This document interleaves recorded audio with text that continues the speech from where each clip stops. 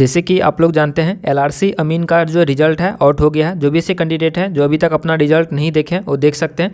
Telegram channel में सभी link मैंने आपको डाल दिया हूँ। काउंसलिंग लिस्ट का PDF यहाँ पर डाल दिया हूँ, तो यहाँ से आकर के आप इसको डाउनलोड कर सकते हैं। इसमें अपना नाम यहाँ पर या रोल नंबर, रजिस्ट्रेशन नंबर डाल करके सर्च कर सकते हैं। रजिस्ट्रेशन नंबर और रोल नंबर दोनों सेम है, कोई भी आप यहाँ पर यूज कर सकते हैं।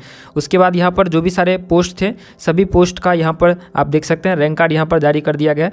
तो मैं इस वीडियो में डिटेल्स में सभी कुछ आपको कवर कर दूँगा। बहुत सारे कमेंट आ रहे थे कि जो भी ऐसे कैंडिडेट हैं जो यहाँ पर स्टेटस में क्वालिफाइड दिखा रहा है लेकिन आपका जो PDF है काउंसलिंग लिस्ट वाले PDF में आपका नाम नहीं है और कट ऑफ क्या गई है, आपका डॉक्यूमेंट कौन कौन सा लगेगा, सभी कुछ मैं आपको इस वीडियो में क्लियर करूँगा। तो वीडियो को एंड तक जरूर देखते रहिएगा और अभी तक वीडियो को लाइक नहीं किया है तो जरूर से एक लाइक करके चैनल को सब्सक्राइब कर लीजिएगा, जिनसे कि आने वाले जो भी सारी अपडेट आएंगी इस चैनल के माध्यम से आपको मिलती रहेंगी। और टेलीग्राम चैनल से ज्वाइन होकर करिएगा, व्हाट्सअप ग्रुप और व्हाट्सअप चैनल से, यहाँ पर भी आपको बहुत सारे ऐसे लेटेस्ट अपडेट मिलती रहेंगी जिनका मैं वीडियो नहीं बना पाऊंगा। देखिए सबसे पहले आपको क्या करना है, इस लिंक पर क्लिक करके आपको अपना रैंक कार्ड यहाँ पर देख लेना है, चेक कर लेना है। तो जो भी आप पोस्ट के लिए आप अपियर होंगे तो यहाँ पर सभी पोस्ट का दिया गया है। तो जो भी पोस्ट के लिए आप अपियर होंगे आप अपना उस लिंक पर क्लिक करके यहाँ पर चेक कर लीजिए कि आपका रैंक कार्ड क्या है, उसमें आपका परसेंटाइल कितना है और परसेंटाइल या परसेंटेज कट ऑफ और क्या गया है वो भी मैं आपको बताऊंगा। इसमें आपको अपना रजिस्ट्रेशन नंबर या रोल नंबर और डेट ऑफ बर्थ डाल करके 100 रैंक पर क्लिक करोगे तो आपका जो यहाँ पर रैंक कार्ड ओपन होकर के आ जाएगा। तो जैसे ही आपका रैंक कार्ड यहाँ पर आपको दिखेगा, इसमें आपको यहाँ पर देख लेना है कि आपका क्वालिफाइड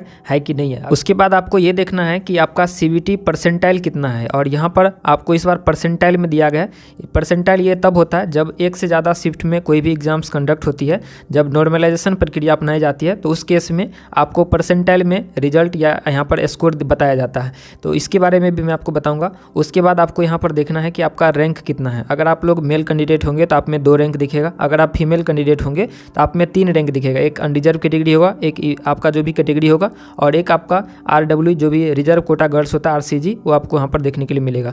तो इसमें सबसे पहले परसेंटाइल का मतलब ये समझिए कि जो भी आपका परसेंटाइल होगा इससे ऊपर, जैसे कि यहाँ पर 83 है तो 83 जो ये परसेंटाइल है इसका ये मतलब हुआ कि आप जो है टॉप 17 कैंडिडेट में है और नीचे आपके यहाँ 83% लोग आपके नीचे है और आपसे ऊपर ओनली 17% लोग हैं। तो परसेंटाइल का मतलब यही होता है। अब आपको कट ऑफ के बारे में आपको बताऊंगा, उसके बाद आप अपना रैंक देख लेना है। यही से मेन सबसे चीज़ बड़ा यही है, रैंक आपको कट ऑफ में रैंक दिया गया। अब वापस से आपको जो काउंसलिंग वाला लिस्ट है इस PDF को ओपन करना है। ये टेलीग्राम पर मैं आपको यहाँ पर डाल दिया हूँ, तो आपको इस काउंसलिंग लिस्ट वाले PDF को ओपन करना है।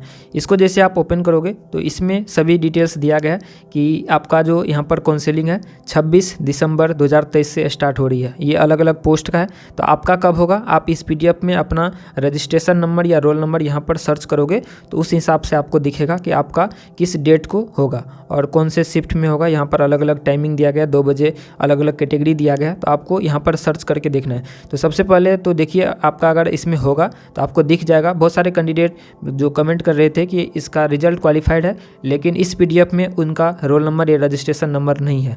तो अब मैं बात करता हूं कि आपका इसमें है कि नहीं। उसके लिए आपको ये श्योर करने के लिए आपको कट ऑफ दिया गया। तो ये कट ऑफ का लिस्ट मैं आपको दे दूंगा टेलीग्राम में या इसी PDF में सबसे नीचे में दिया गया। तो इसमें सभी पोस्ट का, जैसे ये देख सकते हैं स्पेशल सर्वे असिस्टेंट सेटलमेंट ऑफिसर का है ये कट ऑफ। उसके बाद नीचे आओगे तो यहाँ पर आपको स्पेशल सर्वे कानूनगो का है ये कट ऑफ। उसके बाद और नीचे आओगे तो यहाँ पर स्पेशल सर्वे कलर का है और उसके बाद स्पेशल सर्वे अमीन का है। तो यहाँ पर आपको देख लेना है कि ये कैटेगरी है, यहाँ पर कट ऑफ का रैंक है और यहाँ पर कट ऑफ का परसेंटाइल है।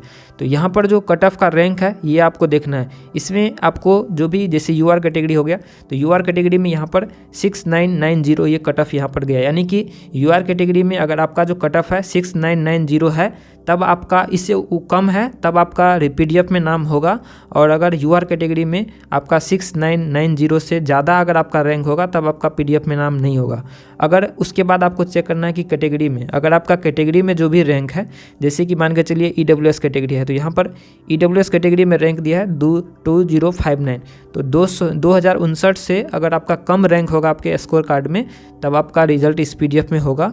और अगर आपका जो रैंक कार्ड में 2059 से ज़्यादा होगा रैंक तो उस केस में आपका नाम इस PDF में नहीं होगा। उसी तरीके से अगर आपका SC ST कैटेगरी हो गया, EBC कैटेगरी या BC कैटेगरी हो गया, तो यहाँ पर BC कैटेगरी में 4903 जो यहाँ पर दिया गया कट ऑफ। तो अगर आपका जो रैंक कार्ड देखिए उसमें अगर 4903 से कम अगर आपका रैंक होगा तो आपका नाम होगा, और अगर आपका जो रैंक है 4903 से ज़्यादा होगा आपके रैंक कार्ड में तब आपका इसमें लिस्ट में नाम नहीं होगा। EBC कैटेगरी में 5366 तक के कैंडिडेट का नाम इसमें होगा, और उसी के बाद 5366 जैसे किसी का अगर 5367 होगा तो उसका जो रैंक EBC कैटेगरी में 5367 होगा तो उसका जो नाम है इस PDF में नहीं होगा। तो ये आप देख लीजिए, इससे आपको कन्फ्यूजन क्लियर हो जाएगा कि आपका इसमें है कि नहीं है। अब उसके बाद ये कट ऑफ परसेंटाइल का मतलब वही मैंने आपको बताया कि जितना परसेंटाइल है, जैसे UR कैटेगरी में यहाँ पर 70% दिया गया, यानी कि 70% ऐसे कैंडिडेट हैं जिनका इसमें रिजल्ट इसमें नहीं है, कट ऑफ से नीचे है। 30% लोग ऐसे हैं जो कट ऑफ से ऊपर है। तो ये इससे आपको एक आइडिया लग जाएगा। तो ये आप एक बार रैंक देखिए, उसके बाद आप अपना स्कोर कार्ड चेक कीजिए, उसके बाद आप देखिए कि आपका इसमें मैच करता है कि नहीं, तब आप नीचे कमेंट करके ज़रूर बताइएगा कि इसके बाद भी अगर आपका रिजल्ट है कि नहीं। ये काउंसलिंग आपको यहाँ पर 20 जनवरी 2024 तक चलने वाली है, सॉरी यहाँ पर 21 जनवरी 2024 तक चलने वाली है। यहाँ पर आप देख सकते हैं 21 जनवरी 2024 तक ये काउंसलिंग चलेगी। ये जो काउंसलिंग है इसके बाद आपका जो भी इसमें डॉक्यूमेंट वेरिफिकेशन होगा, उसके बाद एक फाइनल रिजल्ट जारी किया जाएगा LRC के, ये BCC बोर्ड के द्वारा ही। इसमें आपको जिस भी कैंडिडेट का लिस्ट में नाम होगा उन्हीं लोगों का फाइनल सिलेक्शन होने वाली है। बात करें परसेंटाइल की तो इसको आसान भाषा में इस तरीके से आप समझ सकते हैं कि मान के चलिए टोटल 10 कैंडिडेट एक एग्जाम में अपेयर होते हैं अलग अलग शिफ्ट में। उसमें से पहला जो अलग अलग शिफ्ट में अलग अलग, किसी शिफ्ट में हार्ड होता है, किसी शिफ्ट में आपका लो होता है। तो मान के चलिए सभी शिफ्ट मिला करके आप किसी कैंडिडेट का सबसे ज़्यादा स्कोर किया हुआ 98 है, और उसके बाद 97, 96। तो इसी तरीके से अगर मान के चलिए जो दो नंबर पे जो कैंडिडेट हैं तो इनका अगर परसेंटाइल निकालना है तो इससे नीचे कितने देखिए, तो ये 2 नंबर पे है ऊपर से, तो इसके नीचे 8 कैंडिडेट हो गए। तो आप यहाँ पर 8/10 × 100 कीजिएगा तो ये परसेंटाइल उस कैंडिडेट का निकल जाएगा, यानी कि 80 परसेंटाइल।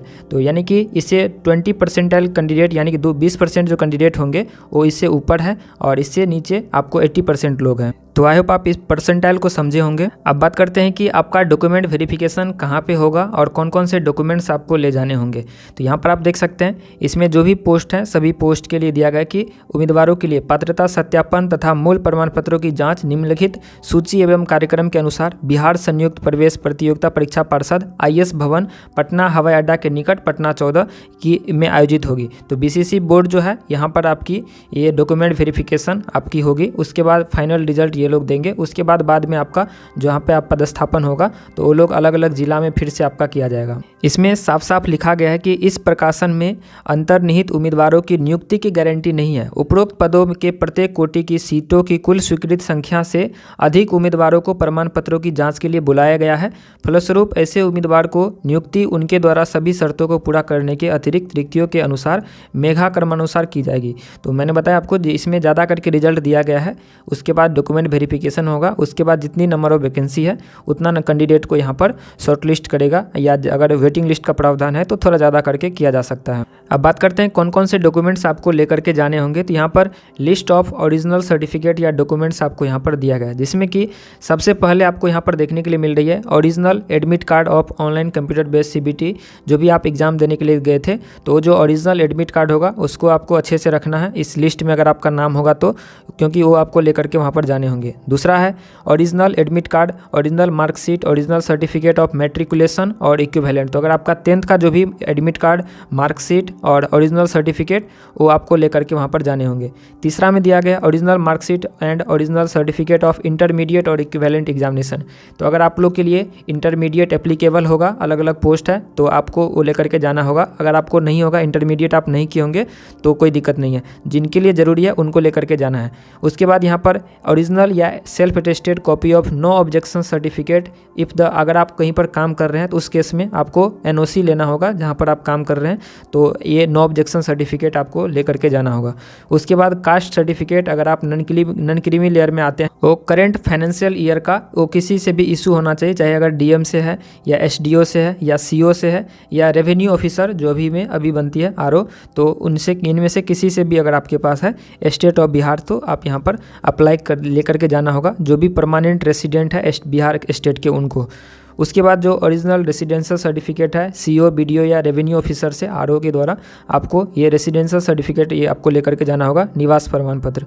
उसके बाद यहाँ पर फॉर कैंडिडेट क्लेमिंग, अगर कोई विकलांग कोटा में आप दिए होंगे तो आपको ये लेकर के जाना है। उसके बाद यहाँ पर 4 कॉपी पासपोर्ट साइज़ फ़ोटो का 4 कॉपी आपको यहाँ पर लेकर के जाना हो, जो आप ऑनलाइन एप्लीकेशन फॉर्म में डाले हैं। उसके बाद EWS सर्टिफिकेट अगर आप क्लेम करोगे तो EWS सर्टिफिकेट आपको लेकर के जाना होगा, ये भी DM, SDO, CO या RO के द्वारा बना होना चाहिए। उसके बाद जो भी पोस्ट के लिए आप अप्लाई किए हो उसमें जो भी क्वालिफिकेशन है उसके ओरिजिनल मार्कशीट, पासिंग सर्टिफिकेट, जो भी मिनिमम एजुकेशनल क्वालिफिकेशन का है वो आपको लेकर के जाना होगा। उसके बाद यहाँ पर ओरिजिनल एक्सपीरियंस सर्टिफिकेट, अगर आप जो भी पोस्ट में एक्सपीरियंस रिक्वायर्ड है उसमें एक्सपीरियंस सर्टिफिकेट आपको लेकर के जाना होगा। उसके बाद अगर आप फ्रीडम फाइटर में आते हैं तो यहाँ पर उनका सर्टिफिकेट आपको लेकर के जाना होगा। और भी कोई अगर प्रोस्पेक्टस में अन्य सर्टिफिकेट दिया गया है तो भी आपको लेकर के जाना होगा, कैरी करना है। उसके बाद प्रिंट और एप्लीकेशन फॉर्म जो आप फिल किए थे उसका प्रिंट आउट यहाँ पर लेकर के जाना है। और वेरिफिकेशन स्लिप आपको इसके वेबसाइट पर दिया जाएगा, अभी नहीं दिया आएगा तो मैं आपको अपडेट कर दूंगा। तो वेरिफिकेशन स्लिप डाउनलोड करके आपको काउंसलिंग में लेकर के जाना है। तो ये सारे डॉक्यूमेंट्स हैं, इसको आप लोग तैयार रखिएगा। आगे आने वाले जो भी डेट है उनमें आपकी ये सभी डॉक्यूमेंट्स लेकर के जाने होंगे। सभी डॉक्यूमेंट्स का आप लोग यहाँ पर जिरक्स करा लीजिएगा और उसको सेल्फ अटेस्टेड करके आप यहाँ पर देख सकते हैं। प्रत्येक उम्मीदवार के लिए यह आवश्यक है कि वह सभी संबंधित मूल प्रमाण पत्र या अभिलेख एक स्वयं द्वारा सत्यापित सेल्फ अटेस्टेड आपको वहाँ पर लेकर के जाना होगा।